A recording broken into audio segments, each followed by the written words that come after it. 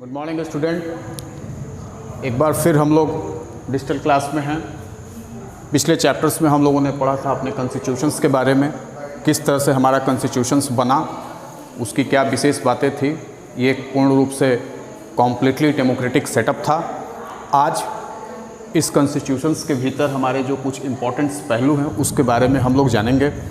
उसमें सबसे पहला है हमारा डेमोक्रेसी।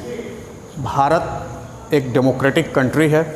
डेमोक्रेसी का सिंपल मतलब ये होता है कि एक ऐसा सिस्टम जहाँ पे जो सरकार है वो निर्वाचन के थ्रू बनती है।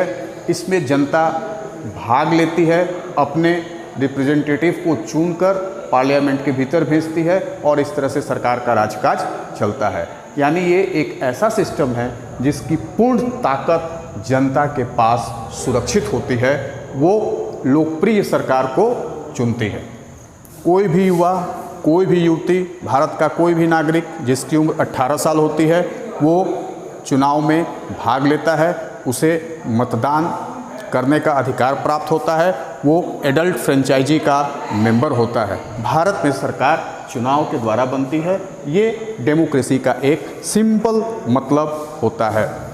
हमारे देश में चुनाव कराने की जो जिम्मेदारी है वो चुनाव आयोग की होती है। ये एक इंडिपेंडेंट बॉडी है और ये इंडिपेंडेंट बॉडी किसी भी तरह से सरकार के इन्फ्लुएंस में नहीं होती। वो पूर्ण रूप से स्वतंत्र रूप से काम करती है। इतना ही नहीं, सेंट्रल एंड स्टेट लेजिस्लेचर का चुनाव होता है, यानी केंद्र में केंद्र की सरकार भी चुनाव के माध्यम से बनती है, राज्य में राज्य की सरकार भी चुनाव के माध्यम से बनती है। साथ ही साथ हमारे यहाँ प्रेसिडेंट और प्राइम मिनिस्टर का भी चुनाव जो है वो इलेक्शन के थ्रू होता है, लेकिन उसकी जो प्रोसेस है वो थोड़ी डिफरेंट होती है। अब आइए हम लोग मिलते हैं, बात करते हैं रिलीजियस फ्रीडम के ऊपर में।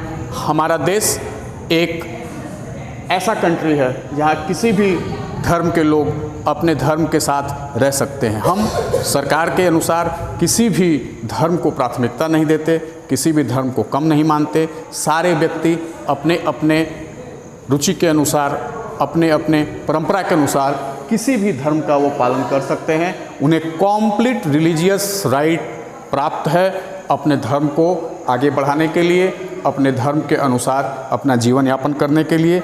हम किसी भी धर्म के पक्ष या विपक्ष में नहीं होते। ये हमारे संविधान की एक सबसे बड़ी ताकत है कि हम एक धार्मिक रूप से बिल्कुल इंडिपेंडेंट कंट्री हैं। इक्वालिटी का मतलब होता है कि हमारे देश में सारे जनता को समान अधिकार प्राप्त है। They are equal before the law. कानून के सामने वो पूर्ण रूप से सभी को एक समान अधिकार प्राप्त है। चाहे वो पार्लियामेंट का एमपी हो, चाहे वो प्रेसिडेंट हो, चाहे वो आम नागरिक हो, चाहे वो अमीर हो, चाहे वो गरीब हो, वो कोई भी हो। कानून की एक ही परिभाषा है, सबके लिए एक कानून, एक एक्शन, एक जुडिशरी और एक लॉ सबके ऊपर लागू होती है।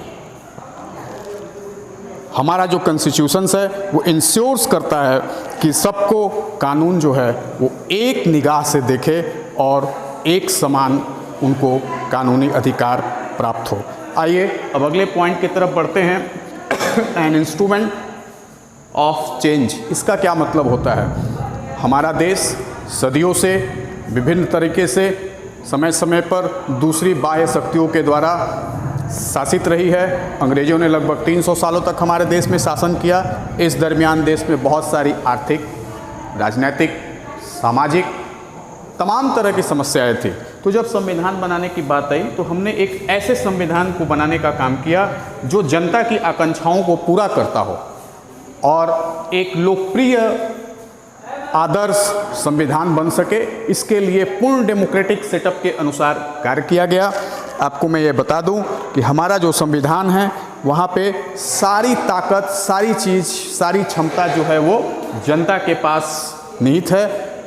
ये एक तरह से इंस्ट्रूमेंट का काम करता है।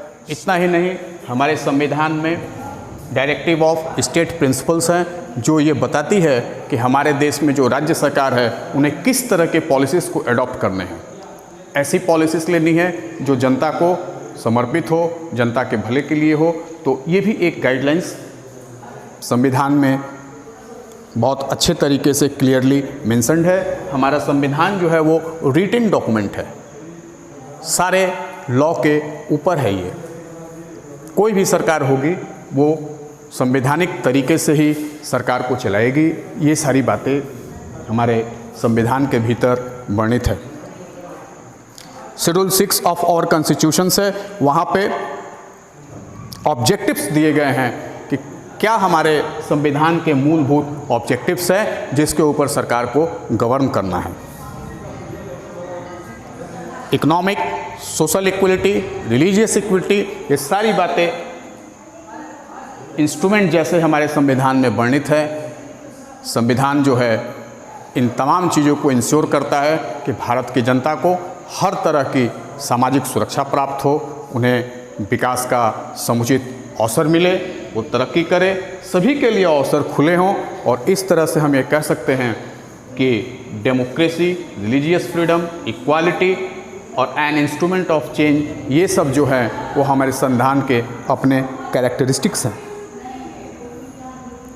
We are committed to the socialistic pattern of society. The economic and social equality has to brought about in our country. So socialism is one of our national aim.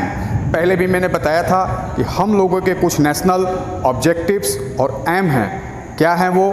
पिछले क्लास को आप याद करिए। Democracy, secularism और socialism, ये हमारे 3 national objective हैं जिसको प्राप्त करना, जिस पे कायम रहना हमारे संविधान की एक महत्वपूर्ण विशेषता है। आप इन तमाम चीज़ों को पढ़ें, समझें, देखें। इस संविधान के भीतर हमारे क्या क्या कैरेक्टरिस्टिक्स है, किस तरह से हमारा संविधान एक डेमोक्रेटिक संविधान के रूप में कार्य करता है, जिसकी समस्त शक्ति, समस्त क्षमता यहाँ के जनता के पास सुरक्षित है। भारत को गर्व है, वो विश्व का सबसे बड़ा डेमोक्रेटिक कंट्री है और हमें भी गर्व है, हमारी जनता को गर्व है कि हम इसके अभिन्न अंग हैं। आज के क्लास के लिए बस इतना ही। Thank you. Have a nice day.